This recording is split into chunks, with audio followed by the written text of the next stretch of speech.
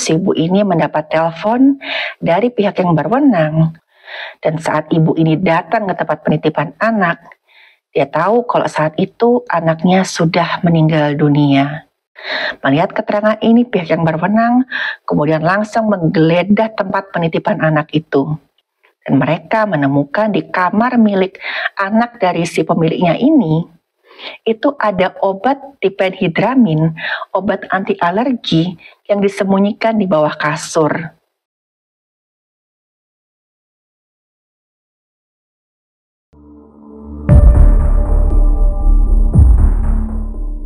Halo, saya Dr. Stefani. Saya seorang dokter spesialis forensik dan saya melihat apa yang tidak semua orang lihat.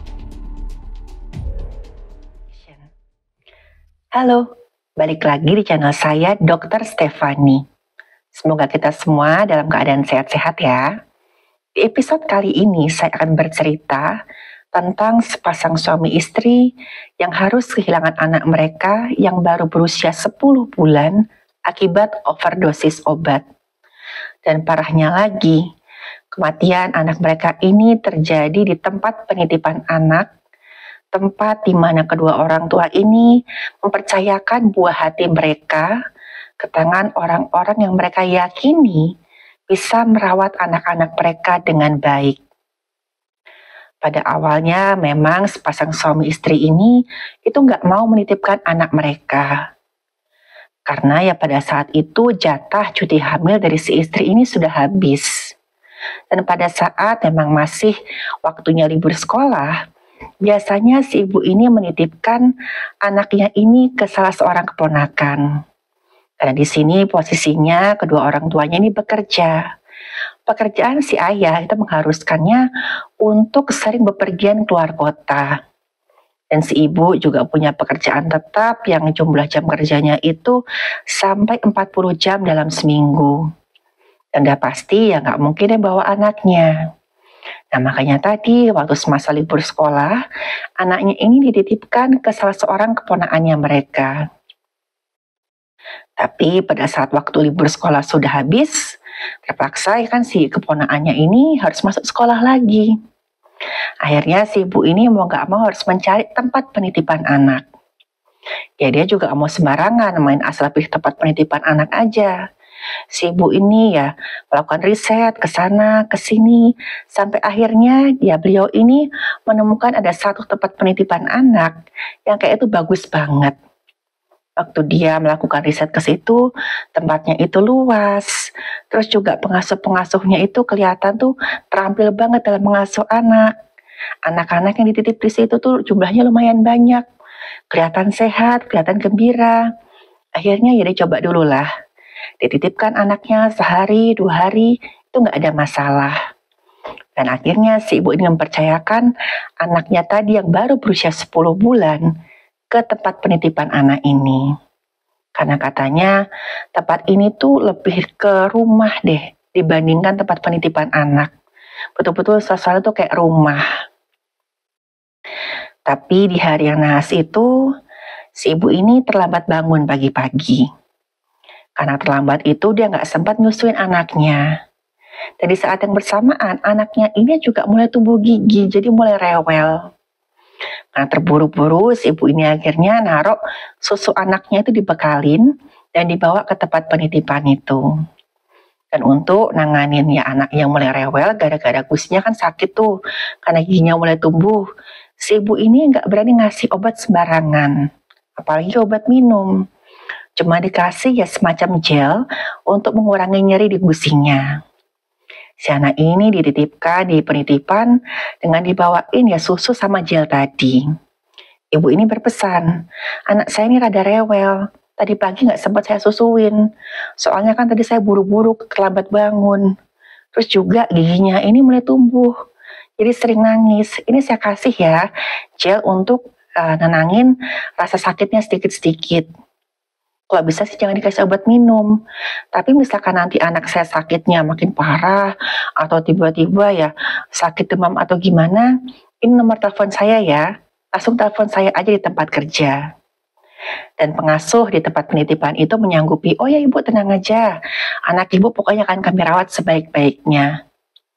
Tapi siang itu si ibu ini mendapat telepon dari pihak yang berwenang yang mengatakan kalau saat itu ibu tolong datang ke tempat penitipan anak ini karena ada satu keadaan darurat yang melibatkan anaknya ibu. Dan saat ibu ini datang ke tempat penitipan anak, dia tahu kalau saat itu anaknya sudah meninggal dunia.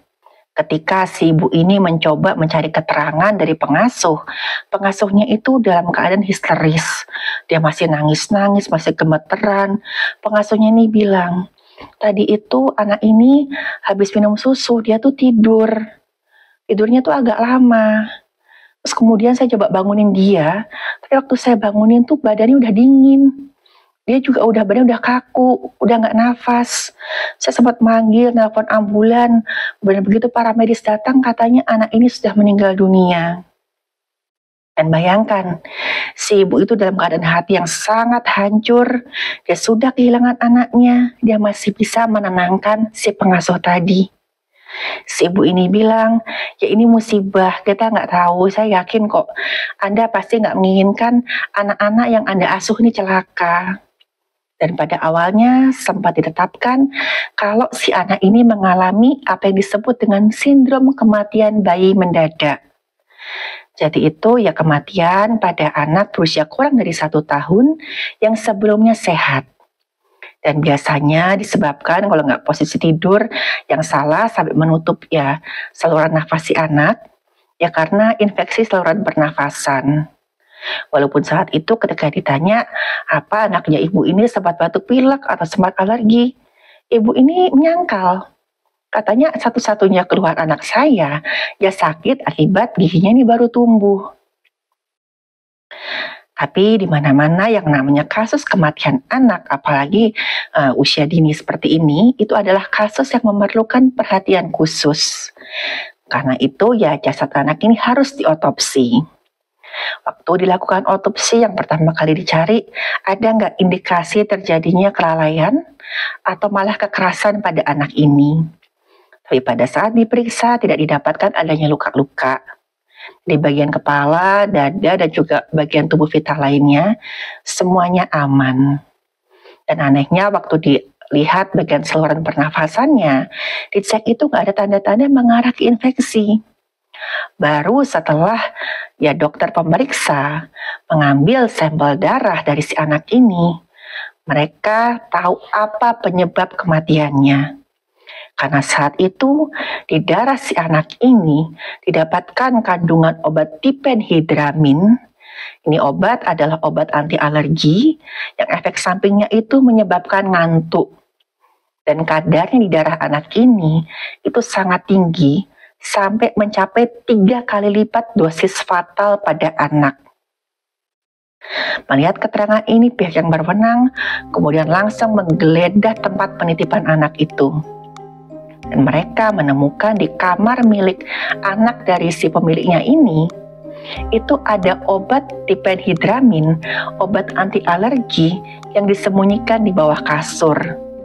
Dan waktu anak ini dimintai keterangan, dia mengaku kalau dia diminta menyembunyikan obat itu di hari si anak tadi meninggal dunia. Dan setelah digali lagi lebih lanjut, itu obat siapa?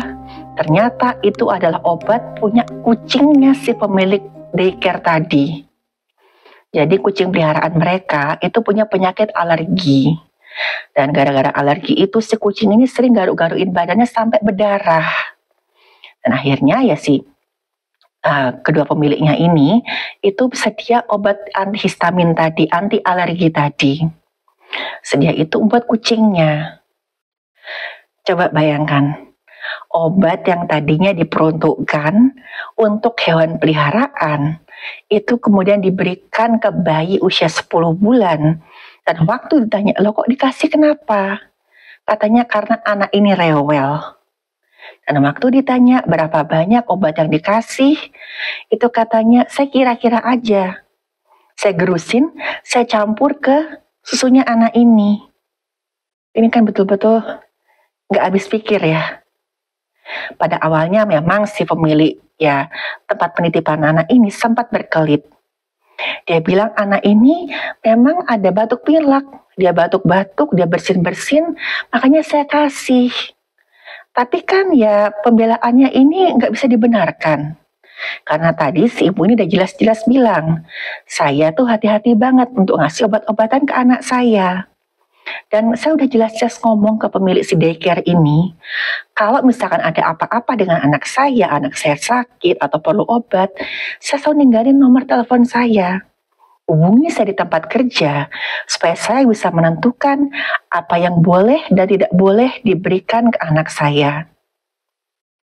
Dan pada akhirnya, pemilik tempat penitipan anak atau daycare ini harus mempertanggungjawabkan perbuatannya di depan hukum. Dia dituntut dengan penjara 50 tahun. Tapi bagi kedua orang tua dari si bayi tadi, ya memang si pelaku ini sudah mendapatkan hukuman yang adil. Tapi bagaimanapun itu nggak bisa ya mengobati ataupun ya mengurangi rasa sakit mereka kehilangan anak mereka yang masih berusia 10 bulan tadi. Bahkan kata si ayah dari si bayi ini, nggak ada lagi perasaan yang lebih hancur daripada di mana si bapak ini setengah tengah-tengah dia bekerja mencari nafkah untuk keluarganya. Dia mendapat telepon dan saat diangkat itu adalah istrinya, dan hal pertama yang dikatakan oleh istrinya yang saat itu dalam keadaan nangis adalah, putri kecil kita sudah meninggal. Dan kasus ini lagi-lagi menunjukkan ke kita bagaimana pentingnya kita memikirkan efek jangka panjang dari suatu keputusan. Apalagi yang sudah menyangkut nyawa orang yang kita sayangi, khususnya keluarga. Kejadian tadi ngingetin saya sama kehebohan di media sosial tentang orang tua yang saking pengennya pergi nonton tapi nggak bisa ninggal anak. Mereka bawa anak mereka masuk ke bioskop, dan supaya anak mereka ini nggak rewel, mereka kasih obat anti mabuk. Saat itu yang saya bayangin ya, kedua orang tua ini nganggap remeh. Obat anti mabuk ini kan biasa kami konsumsi, toh biasanya nggak apa-apa.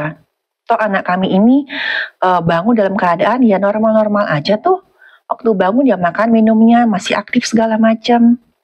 Tapi mereka nggak berpikir efek jangka panjang dari obat ini tuh nggak main-main loh. Pernah ada kejadian orang yang datang ke rumah sakit itu dengan keluhan badannya itu gemeteran hebat.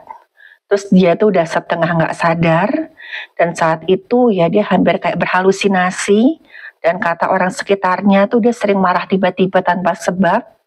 Dia juga mual muntah, dan muntah-muntahnya tuh nggak main-main sampai sekitar 20 kali sehari. Dan waktu itu dibawa ke rumah sakitnya tuh dalam keadaan sudah mulai kritis.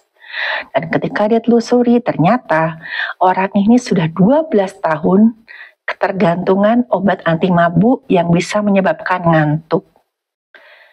Jadi ya kita bisa bayangkan apa yang terjadi kalau tadi orang tua tadi tuh mereka nganggap memberikan obat anti mabuk supaya anaknya nggak rewel dan bisa dibawa kemana-mana tanpa mengganggu aktivitas orang tuanya, itu sebagai jalan keluar. Kita bisa bayangin ya apa yang kira-kira bisa terjadi sama anaknya ini di kemudian hari. Efeknya mungkin nggak kelihatan sekarang, tapi nanti efeknya jangka panjang, dan itu bisa menyebabkan kerusakan yang permanen, yang nggak bisa lagi diperbaiki. Dan pada saat itu yang bisa dilakukan cuma menyesal. Ada alasannya loh, kenapa obat-obat tertentu itu ada usia minimum pemberiannya pada anak-anak. Ada yang nggak boleh diberikan pada anak kurang dari 2 tahun, kurang dari 1 tahun, dan kalaupun terpaksa, harus berkonsultasi pada dokter ahli kesehatan anak. Karena ingat, yang namanya obat adalah racun dalam jumlah kecil. Oke, demikian episode kali ini. Sampai ketemu di episode berikutnya. Dadah!